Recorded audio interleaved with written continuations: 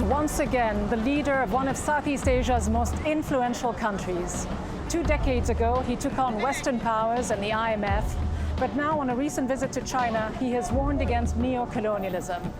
A statesman who has championed Muslim causes around the world, what can he do to try to solve the Rohingya crisis?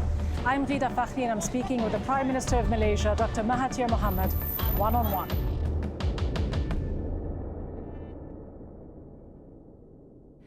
Prime Minister Mahathir Mohamad, you made an extraordinarily interesting comeback, political comeback in Malaysia 4 months ago, and are now Prime Minister for the second time, having already served 22 years. You are now 93, I should add. Why did you believe you had to come back and lead your country once again? Well, after I stepped down and 2 new Prime Ministers took office, a lot of people came to see me, asking me to do something because they felt that the country was not being run in the way that it should. Many of them, several delegations came to see me. I tried at first to advise, but they don't like to be advised. They don't listen to advice. So eventually I was forced to resign from my party and to set up an opposition party. But what was the determining factor for you? What made you do it? You said you will only serve for 2 years. 2 years is not a long time, but in politics, it sometimes is. What do you hope to achieve in those 2 years? And is there any kind of scenario where you can foresee staying longer than the 2 years you've promised? The previous Prime Minister created a lot of problems. In the first place, he borrowed far too much money, which will mean that the country will remain indebted for 40 or 50 years because of the amount he borrowed at very high interest rate. And then, of course, he subverted the administrative machinery, making the administrative machinery, the officers of the government, almost to be a member of their party. And they work for the party rather than for the government or for the people. But can you do anything in those 2 years, or is there a scenario that might compel you to actually stay longer? A lot of things can be done in 2 years. Certainly we can remove tainted officers from their positions. We can enact new laws. We can abrogate draconian laws. Many things can be done. At the same time, of course, we are already trying to reduce the amount of loans that we have. So the government would have to be a very lean government, which will be able to overcome many of the restrictions caused by lack of funds. Does that mean, though, you do not expect to stay longer? I don't expect to stay longer. In the past, when I was there as Prime Minister, I've been labeled a dictator. I have all kinds of bad labels against me, including having cronies. Those people who say that, they say that because somebody reported and the rest just followed without any investigation. Yeah. There was no cronyism. There was no dictatorship. When the time came for me to step down, I stepped down without anybody pushing me. No dictator has ever resigned. Prime Minister, let me move on to your political comeback on the international stage. We are here in New York. You will be addressing the United Nations General Assembly. Times have changed, though, haven't they, since Yes. you were in office? Yeah. Over 15 years ago. You stepped down in 2003. The global multilateral system is being seriously challenged, as you are aware. Many people would say it's even being eroded by the United States. Just how concerned are you by Trump's rejection of globalism and all of the institutions that underpin the post-World War II order? Well, a lot of things are happening. For example, 15 years ago, there was no war in the Middle East. 15 years ago, the world was relatively stable and peaceful. And there was no American president who performs just like Trump. They seem to be much more accommodating. So, but now we see a lot of changes. There is a war being fought in the Middle East, several wars in fact. A lot of people are suffering.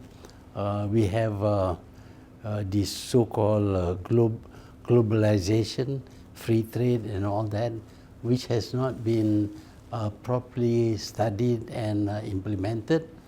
And we have, of course, finally we have the President of the United States bringing about a policy that is not typical of the United States. And what does it mean specifically for you, for countries in the Southeast Asian region? Trump has reportedly decided he will skip two important Asian summits coming up in November. He withdrew from the Trans-Pacific Partnership, the TPP, soon after taking office. Now there are threats being made about withdrawing from the World Trade Organization.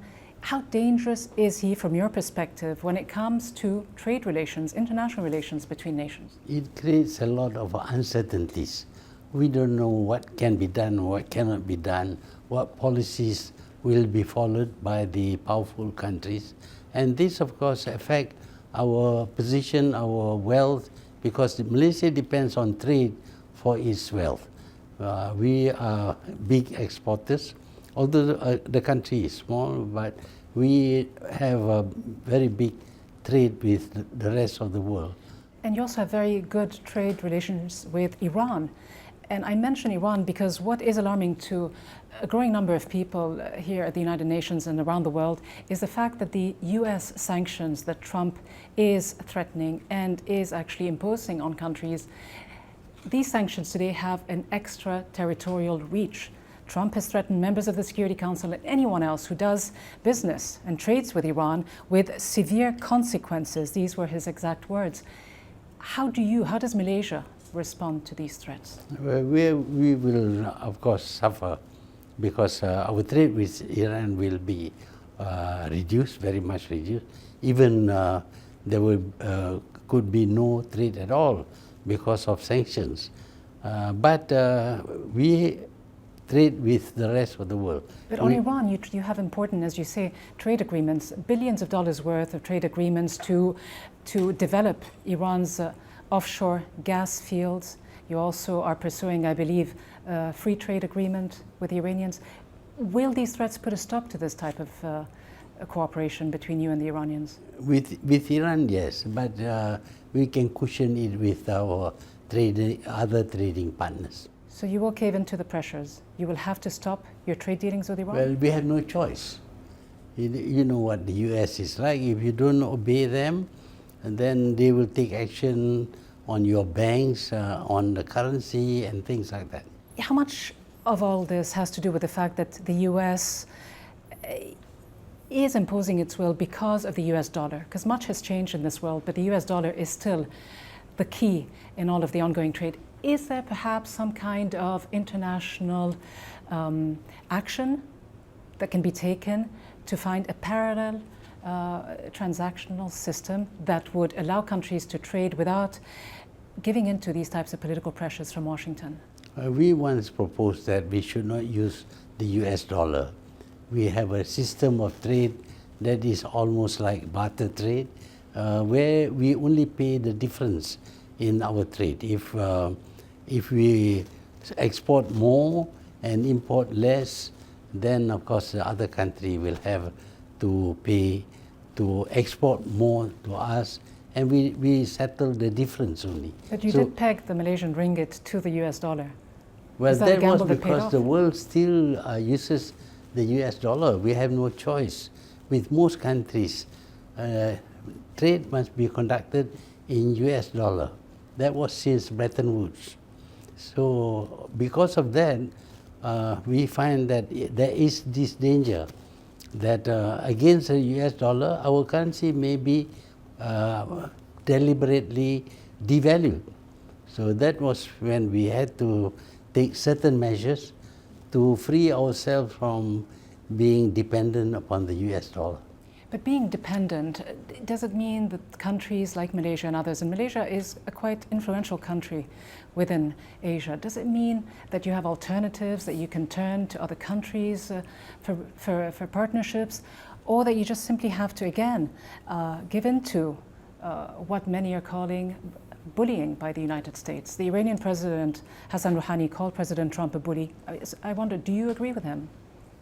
Well, when we talk about a different way of trading, not using the US dollar, the Secretary of State at that time, Mr. Baker, went to Japan and Korea and told them not to accept this proposal. So we couldn't do anything about that. But what we can do is we can gain control over our own currency. This we could do because we have very big savings. In Malaysia, savings is about 40% of GDP. And the savings is, some are in US dollar. So when we need US dollar, we can change if people in Malaysia want to import in US dollar, we can provide them with US dollar. Because you've also called for free but fair trade. And again, would you ever have fair trade if there's only one mega currency? Or should we, for example, look at oil, for example, being traded in other currencies than the dollar? Could that be an idea that could be implemented? I think oil is mostly traded in US dollar. Any attempt to use other currencies will not find favor with the US. What about your relationship, Prime Minister, with China? If I could turn to that for a moment. Beijing, many believe, is projecting power. Some might argue it's soft power, but many others would say it is actually hard power as well. It has made important efforts to develop a deep sea fleet. To what extent is Malaysia and other countries in the region worried about this newfound influence that's being projected by the Chinese? We are worried over the change, and we will have to make adjustments. Malaysia has had relations with China for over 2,000 years, and somehow or other we managed to survive. They didn't conquer us. So at this moment, we have always been friendly with China. In fact, Malaysia is the biggest trading partner of China among the ASEAN countries. But you have counselled some important investments, 40 billion at least, since you took office. If you called for them to be stopped, I wonder why. Is that a wise and sound policy for you? Are you able to turn away from China? Every country has a right to look after its own interests. If certain actions are taken by foreign countries which are detrimental to the well-being of Malaysia, we have a right to take action.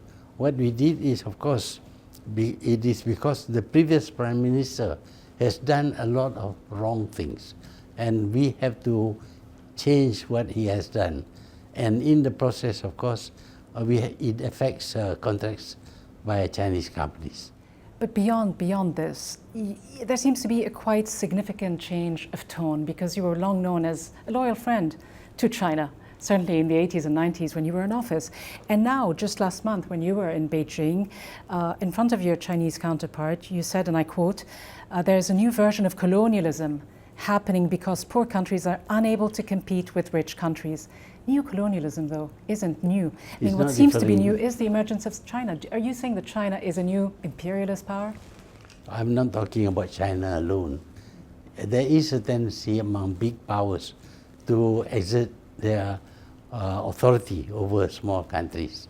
I mentioned at that time that it was President Sukarno who talked about new colonialism. And so I explained that there are other forms of colonialism other than occupying the country. How much of a fine balance, though, is there for you? Because there is a significant Chinese community in Malaysia that I believe also holds important levers of the economy. How much of a fine balance is it for you to take on the Chinese? They know that they are Malaysian. Although they may be of Chinese origin, they are Malaysians, and they think about the well-being of Malaysia. What about quite a dormant conflict, it seems, that is sort of in the background that many people have forgotten, but where Malaysia and others are in some sort of a conflict with Beijing over the Spratly Islands, the archipelago. Is there a risk from your perspective of this ever sort of going back in the open and sort of leading to some kind of military confrontation, or are you comfortable with the status quo? We are quite comfortable. Of course, China can claim that the South China Sea, because the word China is mentioned, that it belongs to China. But we have our islands there. We have even these flying fields there, and they have not disturbed us. So you don't believe any major problems might erupt over these islands? Not in the terms of conquest or fights or wars. That we don't think China is planning. What China wants to do is to keep the sea lanes open for trade, for themselves, and also for us. And Prime Minister, speaking about the potential of conflict and the existing conflicts that are going on around the world, as Prime Minister, the first time around, you championed many Muslim causes around the world. Today you have a whole host of crises affecting Muslims: Syria, Yemen, Iraq, Libya, Afghanistan, not to mention, of course, the Israeli-Palestinian conflict. But I'd like to focus on the Rohingya crisis because it is closer to home. ASEAN seems to have turned the other way, perhaps under Chinese pressures not to be too vocal on this issue, even though many people have called the kind of violence that the Rohingya have been subjected to a clear case of genocide. Do you see it as a clear case of genocide, and are you willing to lend your voice to this issue and speak loudly within the ASEAN? We have been vocal. We have taken action to the point that we can, but we condemn this action openly, and we condemn Myanmar for carrying out what appears to be genocide. So we have not minced words about this.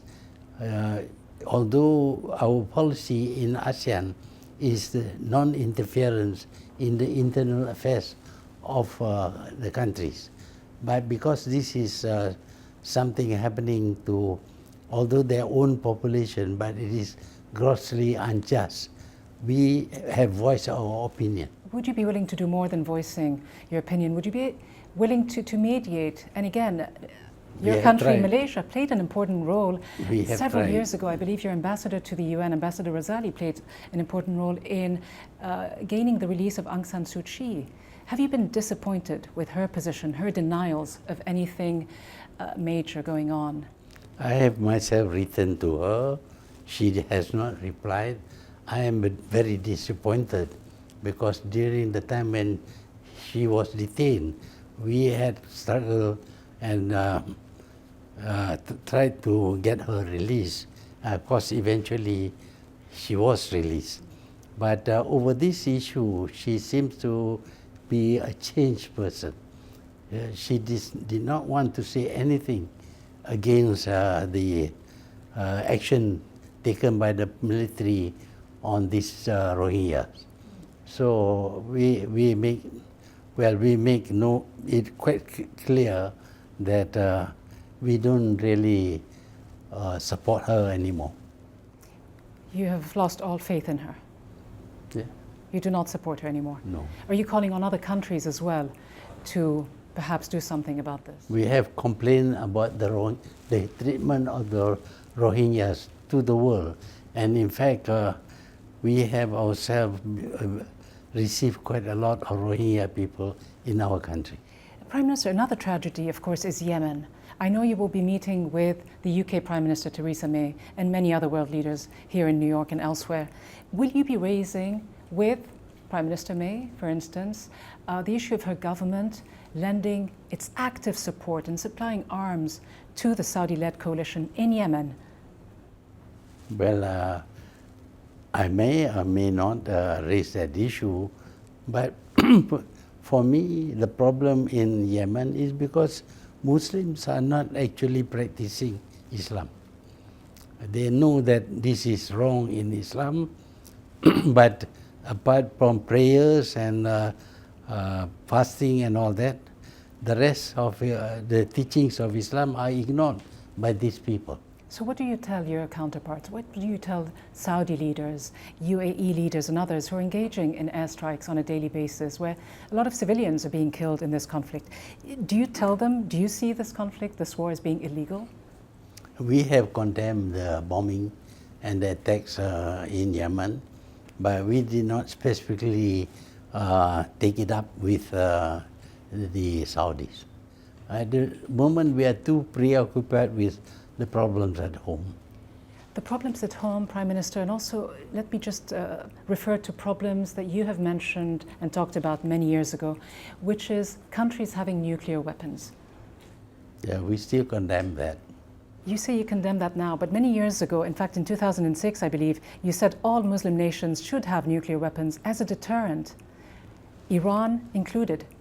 Do you still hold this view, or have you changed this position? That is because the nuclear powers have these weapons and are using it to threaten other people without actually employing it.